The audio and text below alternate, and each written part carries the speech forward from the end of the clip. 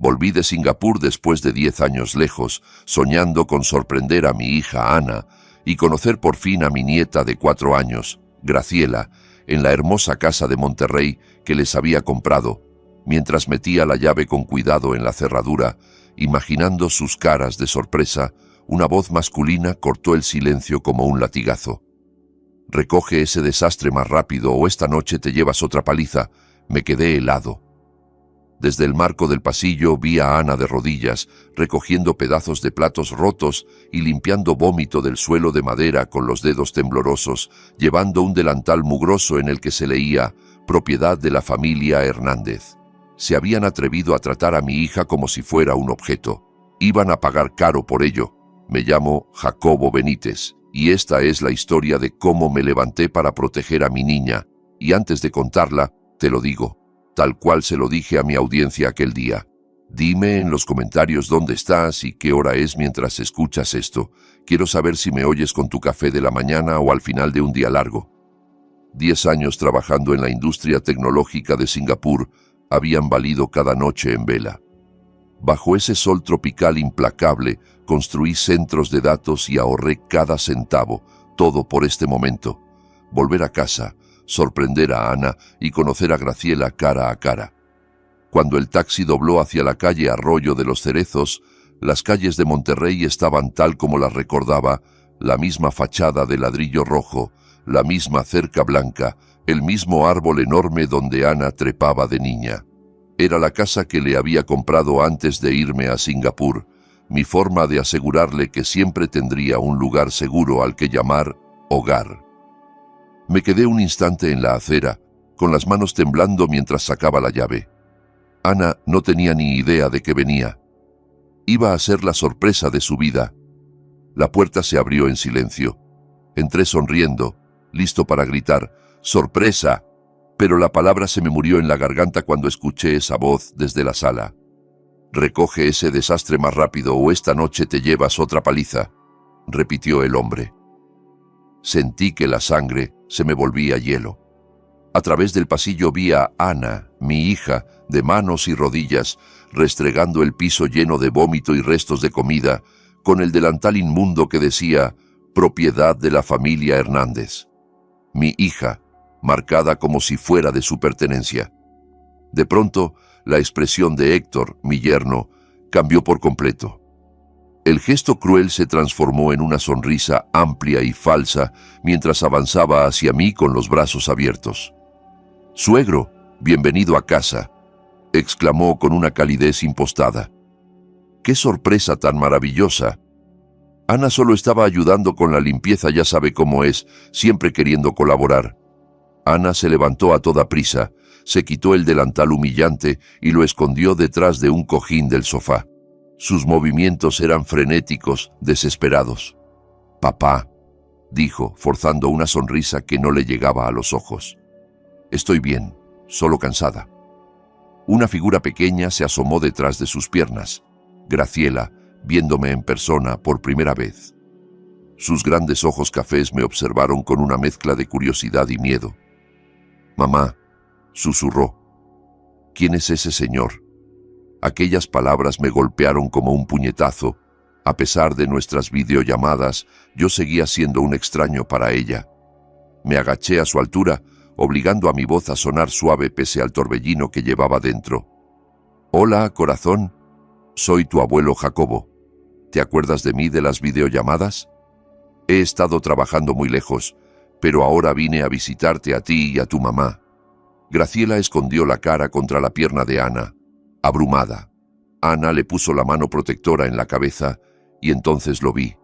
Un moretón morado oscuro rodeándole el antebrazo como un brazalete. «Ana», empecé, pero ella se bajó la manga de golpe y me lanzó una mirada que gritaba «ahora no».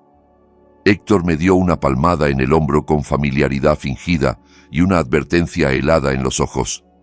«Ha estado un poco torpe últimamente», dijo con una risa hueca.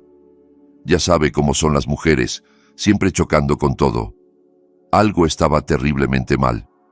La hija segura de sí misma, La que dejé debatiendo política en las comidas familiares se había convertido en un animal asustado que miraba constantemente a su marido buscando aprobación. Mi nieta, que debería haber corrido a mis brazos, se escondía detrás de su madre como si yo fuera el peligro. En medio de lo que debía ser un reencuentro lleno de alegría, una sola idea se hizo cristalina. Tenía que descubrir qué le había pasado a mi familia, y presentía que la verdad sería mucho peor de lo que imaginaba. 3 horas después tuve mi oportunidad.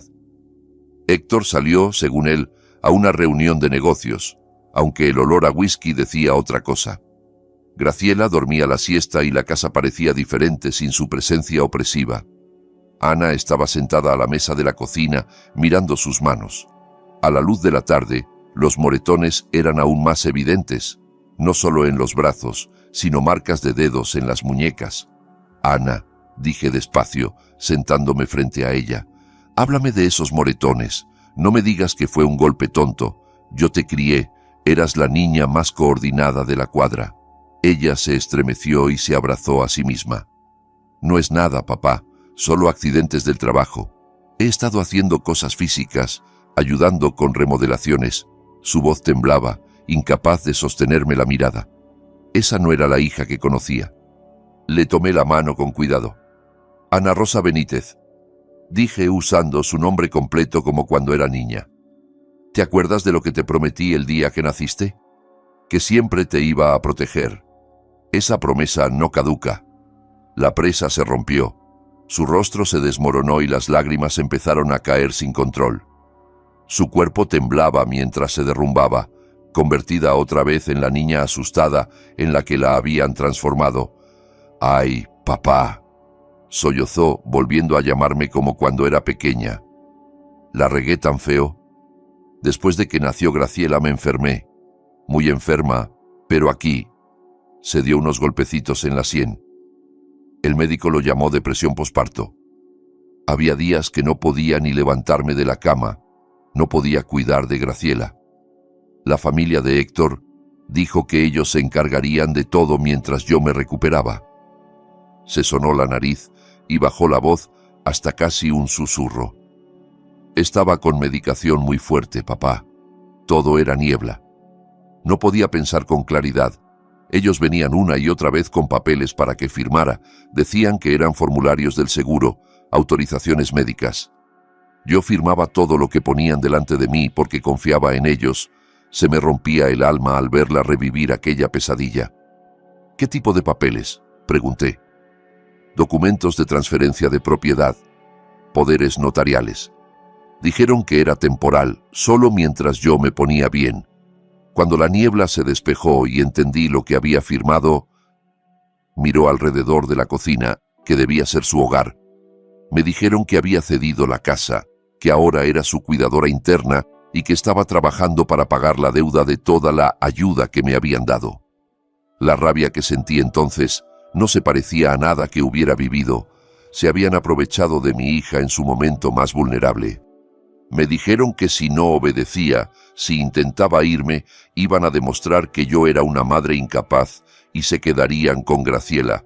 Su voz se quebró por completo. Así que me quedé. He sido su sirvienta en mi propia casa durante 3 años, papá. Caminó hasta un cajón de la cocina y sacó una carpeta manila gruesa. Guardé todo. Expedientes médicos, los papeles que firmé, todo. Siempre tuve la esperanza de que algún día alguien me ayudara a entender qué había pasado realmente. Mientras abría aquella carpeta, un pensamiento retumbaba dentro de mí. Habían cometido el peor error de sus vidas al decidir meterse con la hija de Jacobo Benítez. Esa noche extendí los expedientes médicos de Ana sobre la mesa de la cocina como un detective frente a un caso. Lo que encontré me heló la sangre. Las fechas contaban una historia de explotación sistemática aún peor de lo que imaginaba. Ana había firmado los documentos de transferencia de la casa el 15 de marzo, según su historial clínico. Ese mismo 15 de marzo, su psiquiatra había aumentado la dosis de su antidepresivo al máximo por un episodio psicológico severo. A la mañana siguiente conduje directo al Hospital General de Monterrey, donde Ana se había tratado. La doctora Patricia Morales, su psiquiatra, aceptó verme cuando le expliqué la situación. «Señor Benítez», dijo, sacando el voluminoso expediente de Ana, «recuerdo muy bien a su hija. Su caso fue uno de los episodios de depresión posparto más graves que he tratado». Abrió varias páginas de notas y su expresión se volvió más sombría. Durante aquel marzo, Ana apenas era funcional.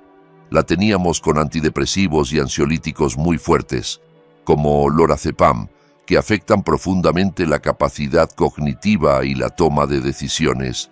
¿Qué significa eso en términos prácticos?, pregunté, aunque ya temía la respuesta. «Significa que no estaba en condiciones de tomar ninguna decisión legal», respondió con firmeza. «Con los niveles de medicación que tenía, debía de estar confundida, desorientada y altamente sugestionable.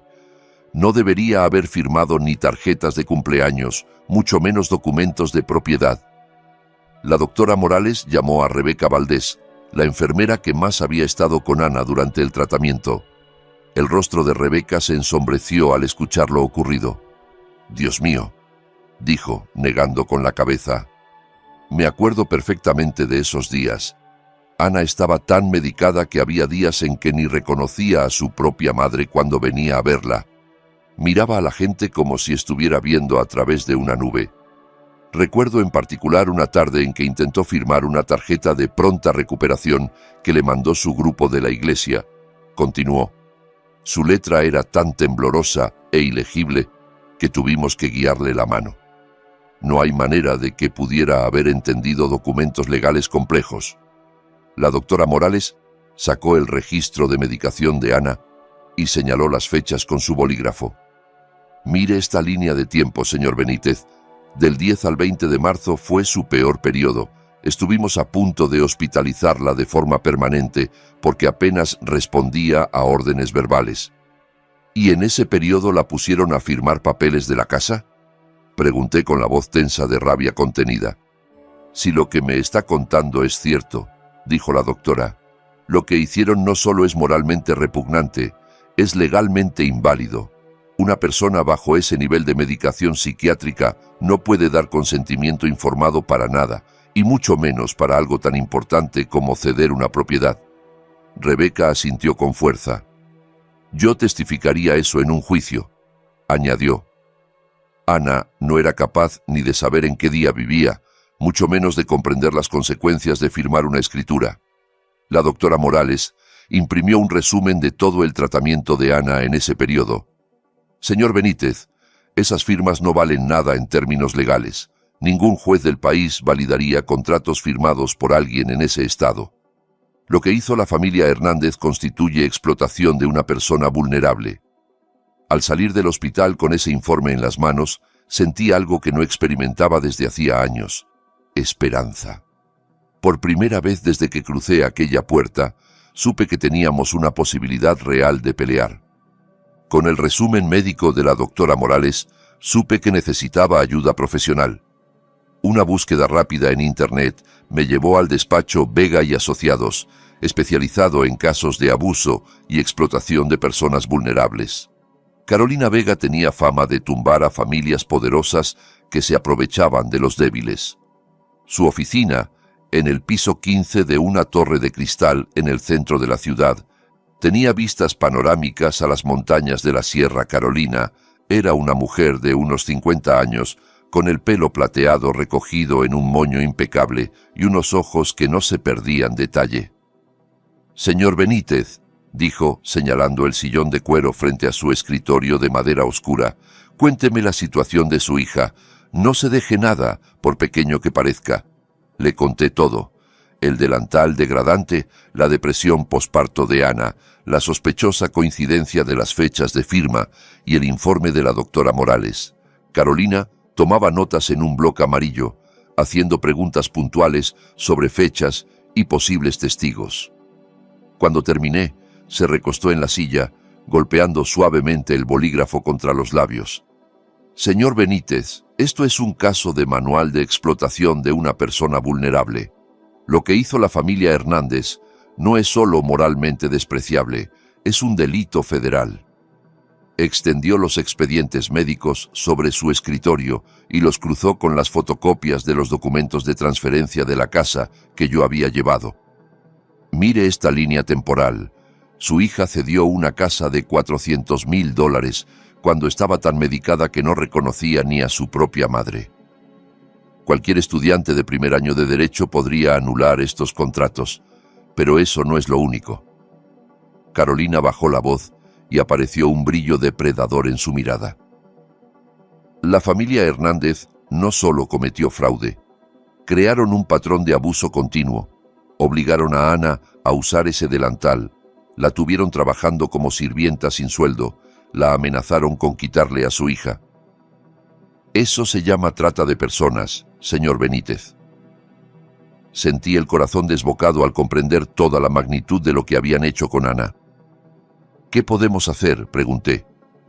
No solo vamos a recuperar la casa de su hija, dijo Carolina con firmeza. Vamos a mandar a la familia Hernández a prisión federal, pero tenemos que ser estratégicos. Sacó una nueva hoja y empezó a trazar nuestro plan. Paso 1. Les damos 48 horas para devolver voluntariamente la propiedad y pagar daños. Algunas familias se asustan y se rinden cuando se dan cuenta de que las hemos descubierto. Paso 2. Si se niegan, presentamos demandas civiles y penales al mismo tiempo. Demanda civil para recuperar la casa y daños. Denuncia penal ante la Fiscalía Federal por trata de personas y explotación de una adulta vulnerable. Paso 3. Contactamos a la prensa local. La presión mediática puede ser muy efectiva, sobre todo con familias que viven de su reputación social. ¿Y el paso 4? Pregunté. Carolina sonrió, y no fue una sonrisa amable. El paso 4 es destruirlos por completo, decomiso de bienes, cárcel y sentencias civiles que los dejen arruinados por generaciones. Se puso de pie y me extendió la mano. Llevo 25 años ejerciendo y pocas veces he visto un caso con pruebas tan sólidas. La familia Hernández escogió a la víctima equivocada cuando se metió con su hija. ¿Qué hacemos primero?, dije, estrechándole la mano. Mañana por la mañana iremos a visitarlos. Les daremos la oportunidad de rendirse en paz. Si son listos, la tomarán. Sus ojos brillaron con anticipación. Si no, aprenderán lo que pasa cuando te metes con la familia de Jacobo Benítez. Salí de ese despacho sintiéndome más fuerte que en muchos años. La familia Hernández estaba a punto de descubrir que su error no había sido solo explotar a mi hija, sino hacerlo mientras su padre seguía vivo. A la mañana siguiente, Carolina y yo cruzamos las rejas del fraccionamiento donde vivían los Hernández, en una zona exclusiva en las afueras de Monterrey.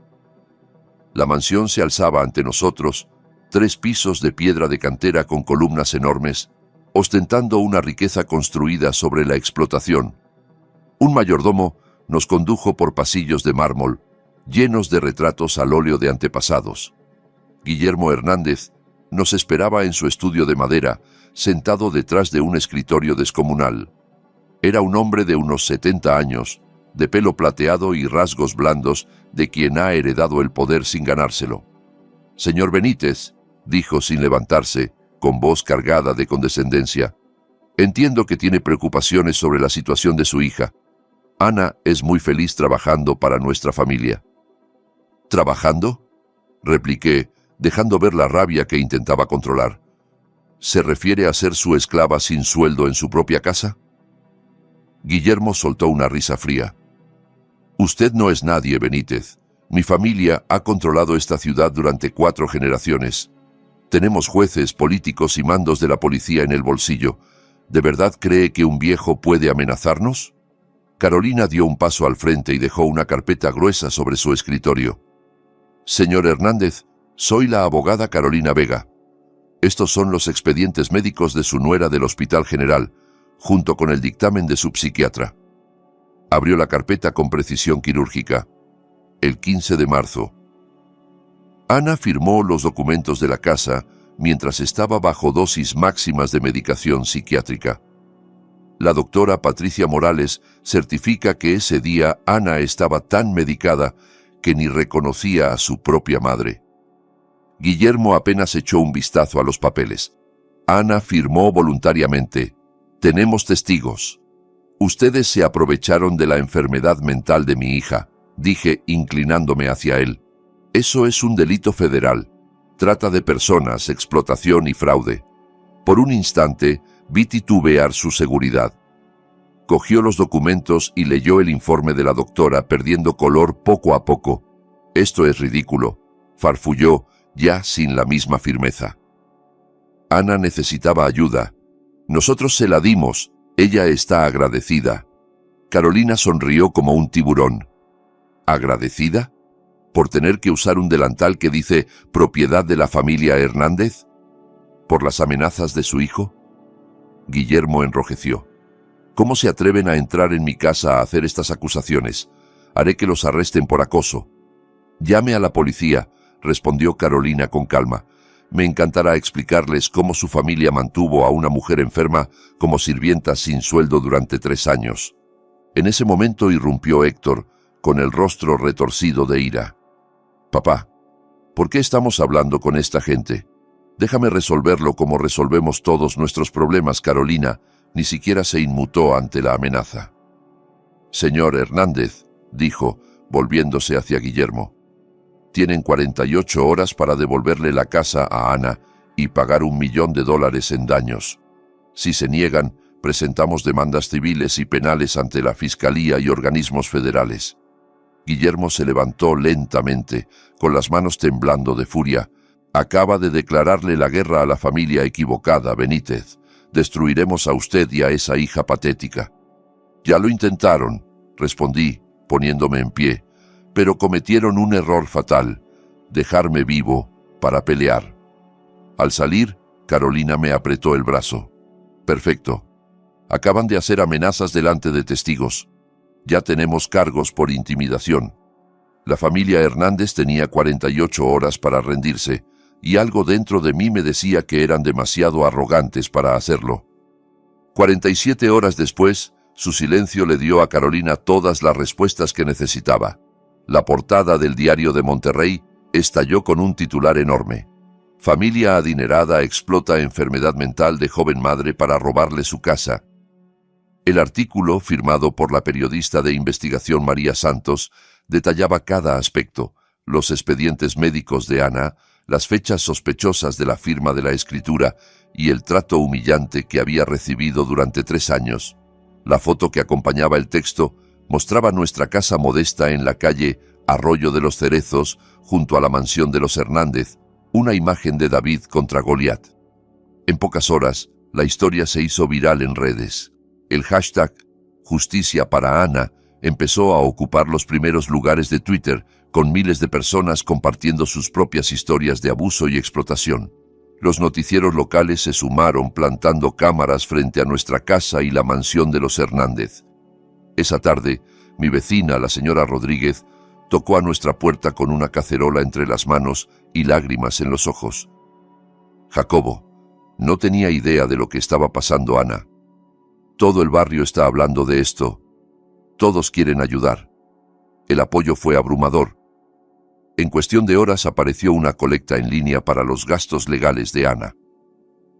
Un refugio para mujeres en la ciudad se ofreció a darle terapia psicológica gratuita. Incluso desconocidos me paraban por la calle para expresar su indignación por lo que la familia Hernández había hecho. Pero la verdadera victoria llegó a las 2 de la tarde, cuando Carolina llamó con una noticia que me hizo volar el corazón. «Jacobo, ven al juzgado inmediatamente», dijo, casi sin poder contener la emoción. «La jueza Elizabeth Barrios acaba de conceder la medida cautelar. Ana recupera su casa hoy mismo».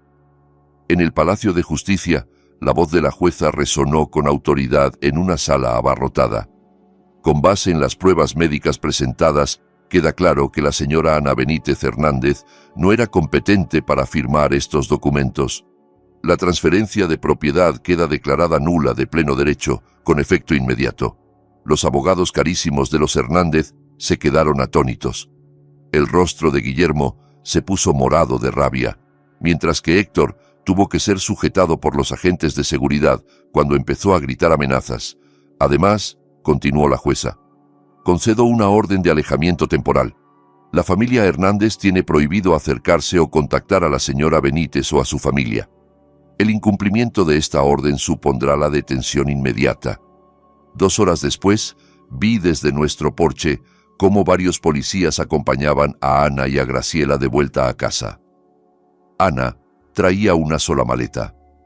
Todo lo que la familia Hernández le había permitido conservar de su vida anterior. Graciela abrazaba con fuerza un osito de peluche viejo, con los ojos muy abiertos, sin entender del todo por qué los policías las estaban ayudando. «Mamá», susurró cuando subían los escalones. «¿De verdad vamos a vivir aquí ahora?» «Sí, mi amor», respondió Ana, con la voz quebrada de emoción. «Estamos en casa, por fin en casa». Esa noche, mientras cenábamos la cacerola de la señora Rodríguez alrededor de la mesa de la cocina, sonó mi teléfono. En la pantalla aparecía el número de Héctor. «Contéstalo», indicó Carolina, levantando su propio móvil para grabar. «Vamos a ver qué tan tonto es». Puse la llamada en altavoz. La voz de Héctor sonaba cargada de alcohol y odio. «Esta guerra no ha terminado, viejo. ¿Crees que ganaste? Los vamos a destruir a todos. No sabes de lo que somos capaces». «¿Estás amenazando a mi familia?», pregunté con calma. «Te lo estoy prometiendo», escupió. «Disfruta tu pequeña victoria mientras puedas. Pronto desearás no haber vuelto nunca de Singapur», colgó de golpe. Carolina sonrió con dureza mientras detenía la grabación. «Felicidades, Jacobo. Acaba de regalarnos otro delito».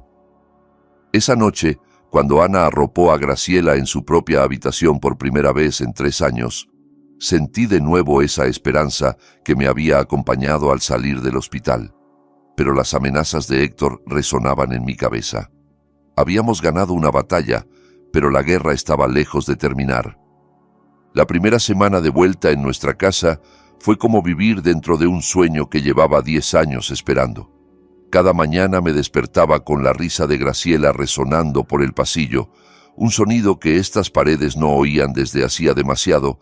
Ana caminaba por las habitaciones como quien redescubre un idioma olvidado, deteniéndose en los marcos de las puertas, pasando la mano por las superficies, recordando tiempos más felices. «Papá», me dijo un día, encontrándome preparando hotcakes. Había olvidado lo rico que sabe el café cuando no estás esperando que alguien te grite. Graciela fue perdiendo la timidez poco a poco, al comprender que yo no me iba a ningún lado. El gran cambio llegó un martes por la tarde, cuando la vi luchando con una bicicleta claramente demasiado pequeña para ella. «¿Necesitas ayuda, corazón?», le pregunté agachándome a su lado. Me miró con los ojos de Ana, llenos de determinación y frustración. «Quiero manejar como los niños grandes, pero mi bici es de bebé. Esa tarde le compramos una bicicleta rosa con llantitas y cintas en el manubrio». Ver la cara de Graciela iluminada mientras pedaleaba por la cochera hizo que cada noche sin dormir en Singapur valiera la pena. Yo me volqué en reparar la casa descuidada. Tablones sueltos, fugas de agua, pintura vieja, pequeños proyectos que me mantenían ocupado mientras vigilaba a mi familia.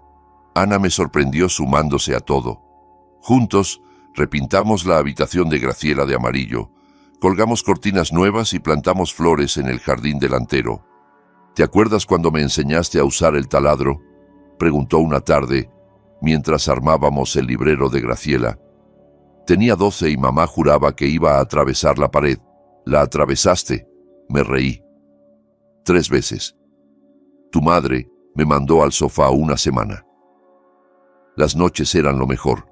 Cenas de verdad, con conversación y risas, en lugar de ese silencio tenso que habían vivido tanto tiempo.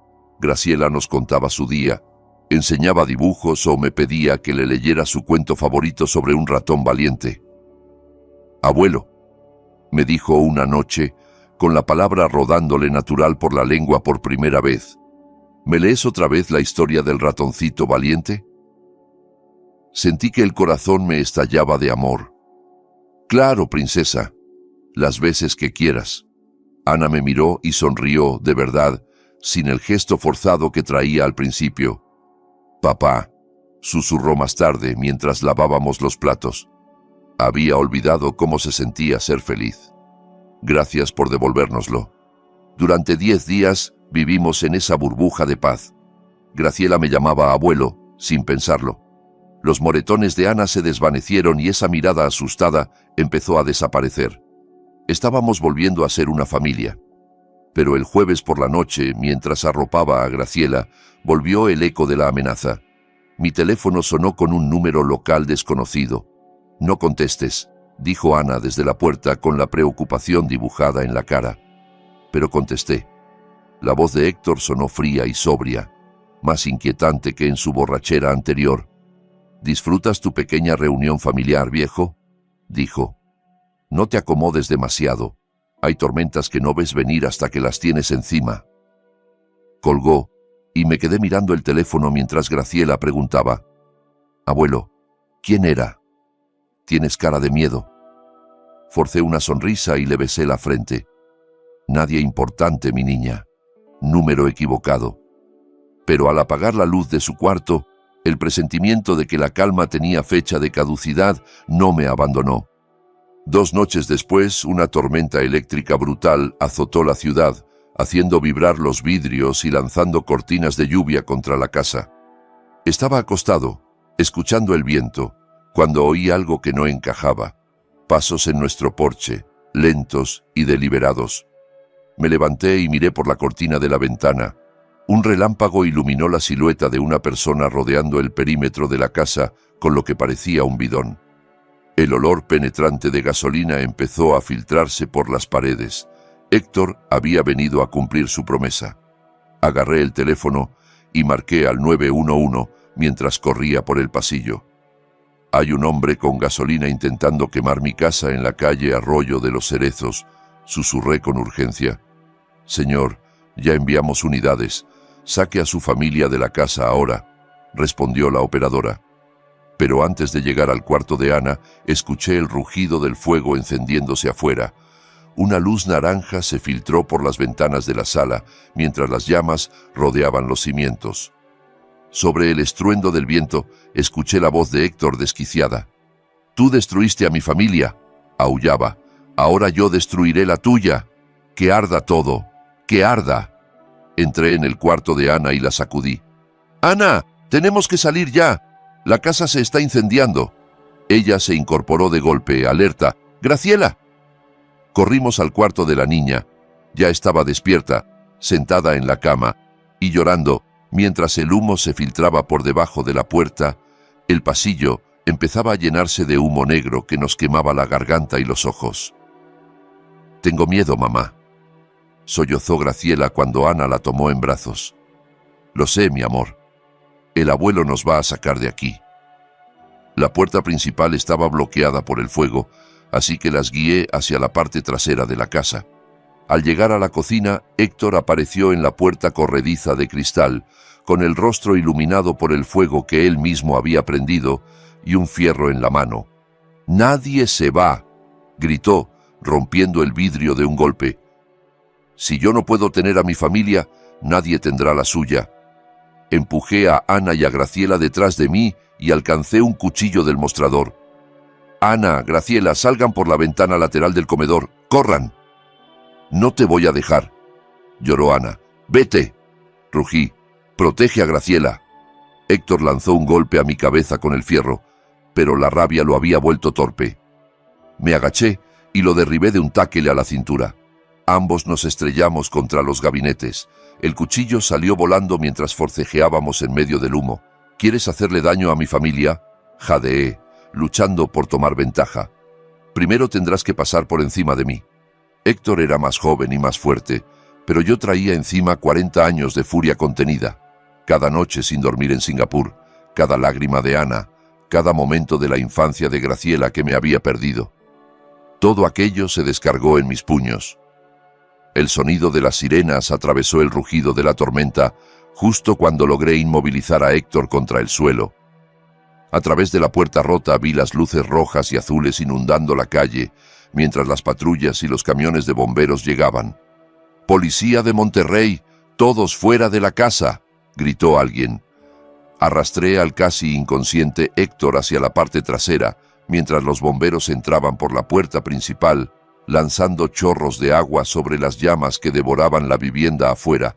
Bajo la lluvia, encontré a Ana y a Graciela acurrucadas en el jardín de la vecina, vivas pero temblando de terror. Graciela echó a correr hacia mí apenas me vio salir entre el humo. «Abuelo, pensé que ya no ibas a regresar», sollozó.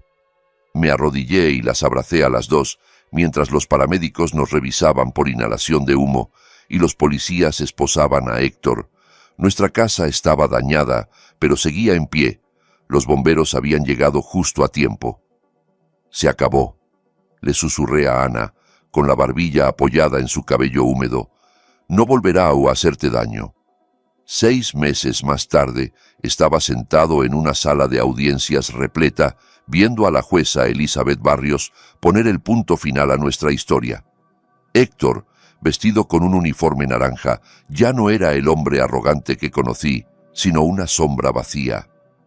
«Señor Héctor Hernández», dijo la jueza con autoridad absoluta, «ha sido declarado culpable de incendio intencional, intento de homicidio, violencia familiar y conspiración para cometer fraude. Le impongo una pena de 15 años en prisión federal sin derecho a libertad condicional». El golpe del mazo sonó como música. Héctor ni siquiera parpadeó cuando los alguaciles se lo llevaron encadenado. 2 semanas antes, Guillermo había sido sentenciado a 8 años por explotación de persona vulnerable, fraude y conspiración. El imperio de los Hernández se derrumbó de la noche a la mañana, bienes congelados, propiedades embargadas, su apellido convertido en sinónimo de vergüenza. Carolina me apretó la mano. «Se acabó, Jacobo. No podrán volver a hacer daño a nadie». La indemnización que el tribunal ordenó fue considerable. La familia Hernández tuvo que pagar $2 millones en daños, compensación por la casa robada, el trabajo no remunerado de Ana, el daño emocional y los destrozos del incendio. Para cubrirlo, subastaron la mansión, los autos de lujo y sus negocios. Con ese dinero, empezamos de cero. La nueva casa tenía ventanas más grandes, una cocina moderna y una recámara principal amplia, donde guardé por fin mis cosas de Singapur, porque ya no pensaba irme. «No vas a ninguna parte, papá», me dijo Ana cuando le anuncié que me mudaba a Monterrey de forma permanente. «¿Estás seguro? Trabajaste tanto en Singapur». «Mi vida no está en Singapur», le respondí. «Mi vida está donde esté mi familia». La mejor parte de la nueva casa estaba en el patio, el pequeño parque de Graciela con columpios, resbaladilla y arenero. Cada tarde la empujaba en los columpios mientras Ana cuidaba su jardín de flores. «¡Más alto, abuelo!», gritaba Graciela, su risa llenando el vecindario. Con 5 años, se había convertido en una niña segura y alegre que sabía que estaba protegida y amada. Me llamaba abuelo con total naturalidad e insistía en que le leyera todas las noches la historia del ratoncito valiente. Ana también había florecido. La mirada apagada había desaparecido y en su lugar había vuelto la chispa de la mujer fuerte que yo había criado. Empezó clases nocturnas y se inscribió en la carrera de trabajo social. «Quiero ayudar a otras mujeres que han pasado por lo que yo pasé», me dijo, «demostrarles que siempre hay esperanza». Una tarde, mientras empujaba a Graciela en el columpio, Ana salió con 3 vasos de limonada y se sentó en la escalinata del porche, mirándonos con una sonrisa radiante. «Abuelo», dijo Graciela, frenando un poco el movimiento para mirarme muy seria, «¿vas a vivir con nosotras para siempre y por siempre?». Detuve el columpio y me puse a su altura, mirándola a esos ojos cafés tan parecidos a los de su madre. «Para siempre y por siempre, mi niña. Ni los caballos más salvajes podrían alejarme de aquí». «Papá», llamó Ana desde el porche, con la voz cargada de emoción. «Gracias por salvarnos. Gracias por no rendirte nunca». Mientras el sol se escondía sobre la ciudad y Graciela corría a perseguir luciérnagas, entendí que ese momento, esa tarde común con mi familia, valía más que todo el éxito que había logrado en Singapur. Mirando hacia atrás, comprendí lo cerca que estuve de perder todo lo que realmente importa. Durante 10 años perseguí el éxito lejos de casa mientras mi hija sufría en silencio. No cometas mi error. No dejes que tus ambiciones laborales te cieguen al dolor de tu familia. Esta historia real me enseñó que Dios tiene maneras misteriosas de traernos de vuelta justo cuando más nos necesitan. Creo de corazón que el Señor me guió de regreso a Monterrey en el momento exacto, como guía a todos en nuestras noches más oscuras. A veces lo que parece coincidencia es, en realidad, intervención divina. La familia Hernández creyó que podía explotar a una mujer vulnerable sin consecuencias. Olvidaron que Dios lo ve todo y que la justicia tarde o temprano llega. La fuerza que Ana mostró durante esos 3 años terribles me demostró que la fe puede sostenernos incluso en el sufrimiento más inimaginable. Estas historias de abuelo no tratan solo de mis experiencias, sino del poder de los lazos familiares que no se rompen jamás. Cuando vi a Graciela escondida detrás de su madre, temerosa de un abuelo al que apenas conocía, entendí el precio de mi ausencia. Pero el amor tiene una extraña manera de sanar incluso las heridas más profundas. Si tú también trabajas lejos de casa, recuerda que ningún dinero puede comprar los momentos que te pierdes con tus hijos y tus nietos. El éxito no significa nada si tu familia sufre mientras tú no estás. Nuestra historia podría haber terminado muy distinto si yo hubiera llegado unas semanas más tarde. La mayor bendición no fue la victoria en los tribunales ni la casa nueva. Fue escuchar a Graciela llamarme abuelo con verdadero cariño en la voz. Estas historias de abuelo nos recuerdan que estar presentes es el regalo más valioso que podemos dar a los nuestros. Por eso comparto estas historias, para inspirar a otros abuelos, padres y madres, a priorizar lo que de verdad importa. No esperes a una crisis para volver a casa. No des por hecho que tus seres queridos están bien solo porque no se quejan, y nunca subestimes el poder del amor de un padre o de una madre para mover montañas cuando su hijo los necesita. Esta historia real cambió nuestras vidas para siempre. Ana encontró su fuerza. Graciela aprendió que está protegida. Y yo descubrí que el hogar no es un lugar, sino las personas que te aman sin condiciones. Si lo que acabas de escuchar tocó tu corazón, comparte tus propias experiencias familiares en los comentarios. Y no olvides suscribirte para escuchar más historias reales e inspiradoras que celebran los lazos irrompibles del amor en familia. Tal vez tu historia sea justo lo que otra persona necesita oír hoy.